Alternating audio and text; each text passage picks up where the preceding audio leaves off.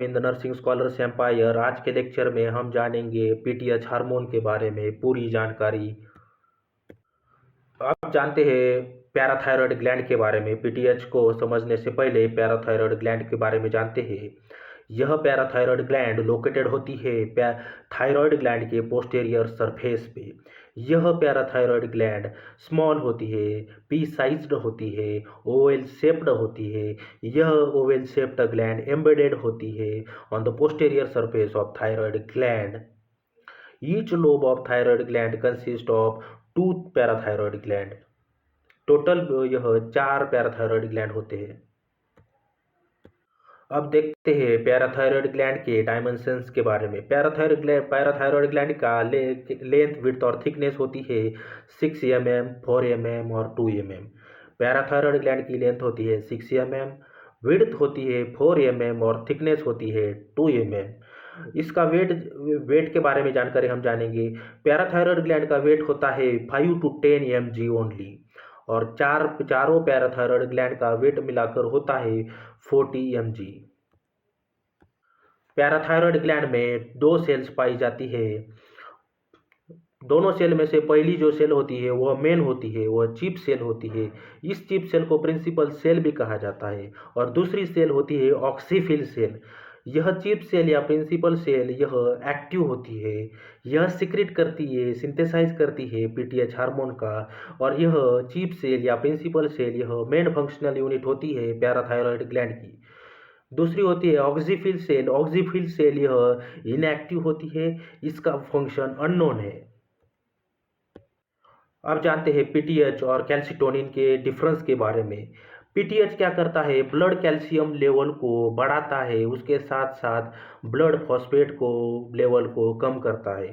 But calcitonin क्या करता है, यह ब्लड कैल्शियम लेवल को कम करता है, साथ साथ ब्लड फॉस्फेट लेवल को भी कम करता है।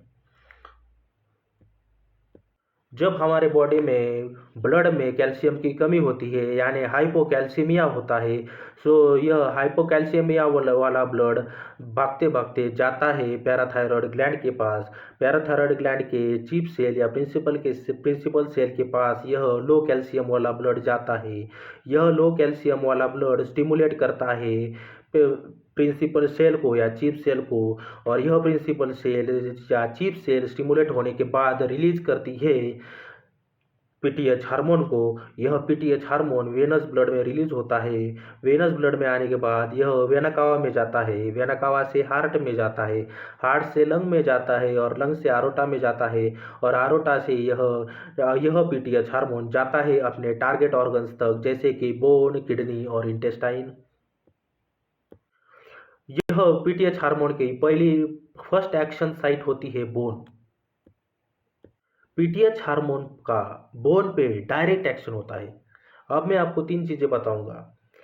पीटीएच हार्मोन का बोन पे डायरेक्ट एक्शन होता है, पीटीएच हार्मोन का किडनी पे डायरेक्ट एक्शन होता है, पर पीटीएच हार्मोन का इंटेस्टाइन पे इनडायरेक्ट एक्शन होता है।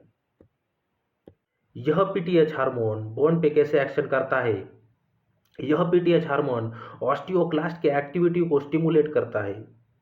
देन यह ऑस्टियोक्लास्ट क्या करता है, बोन को कट करता है और बोन के कैल्शियम को डाल देता है इन द ब्लड। पर इसमें एक रिस्क है, ब्लड में कैल्शियम डालने के बाद बोन का कैल्शियम कम हो जाता है, बोन मास डेंसिटी कम हो जाती है, बोन में पोर्स फॉर्म हो जाते हैं, ऑस्टियोपोरोसिस हो जाता है, और नॉर्मल से माइनर ट्रॉमा के बाद भी फ्रैक्चर हो जाता है, और इस फ्रैक्चर को बोला जाता है पैथोलॉजिकल फ्रैक्चर। यदि कोई पेशेंट लॉन्ग टर्म तक कॉर्टिकोस्टेरॉइड लेता है, तो यह कॉर्टिकोस्टेरॉइड ऑस्टियोक्लास्ट सेल की एक्टिविटी बढ़ा देता है, स्टिमुलेट करता है ऑस्टियोक्लास्ट की एक्टिविटी को। सो ऑस्टियोक्लास्ट की एक्टिविटी स्टिमुलेट होने के बाद सारा कैल्शियम बोन का ब्लड में आ जाता है, और बोन मास डेंसिटी कम हो जाती है, और रिस्क होती है ऑस्टियोपोरोसिस की। इसे बोला जाता है स्टेरॉयड इंड्यूस्ड ऑस्टियोपोरोसिस। यदि आपका कोई पेशेंट कॉर्टिकोस्टेरॉइड लेने वाला लंबे समय से, तो आपको कंप्लेन कर रहा है कि मुझे स्केलेटल पेन हो रहा है, तो आपको उसका मैनेजमेंट करना है। आपको उसे मंथली या ट्वाइस मंथली आपको उसे कहना है एक्सरे कर ले, किसका एक्सरे कर ले? लॉन्ग बोन का। कौन से long bone? Femur and pelvis. Second action site of PTH hormone is kidney. Kidney पे ही डायरेक्ट एक्शन होता है पीटीएच हार्मोन का। यह पीटीएच हार्मोन क्या करता है? रीनल ट्यूबुल से कैल्शियम का रीएब्जॉर्प्शन बढ़ाता है। कहाँ से यह पीटीएच हार्मोन बढ़ाता है रीएब्जॉर्प्शन? तो लूप ऑफ हैंडले से 25% कैल्शियम का रीएब्जॉर्ब करता है। डीसीटी से पीटीएच 8% कैल्शियम का रीएब्जॉर्ब करवाता है। और कलेक्टिंग डक्ट से कुछ अमाउंट में कैल्शियम का रीएब्जॉर्प्शन करवाता है। पीसीटी से 65% ऑफ कैल्शियम रीएब्जॉर्ब हो जाता है, पर वहाँ पे हार्मोन का कोई एक्शन नहीं है। हार्मोन का एक्ट ही करने नहीं देता पीसीटी।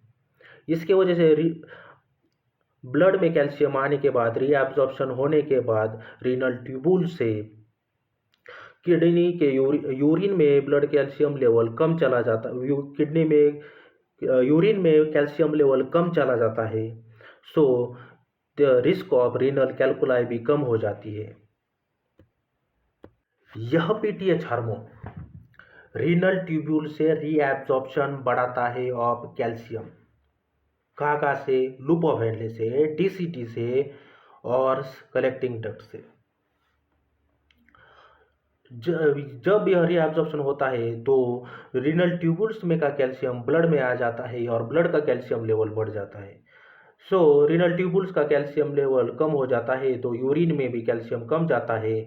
सो लो रीनल स्टोन रिस्क रह जाती है। Third target organ of PTH is the intestine.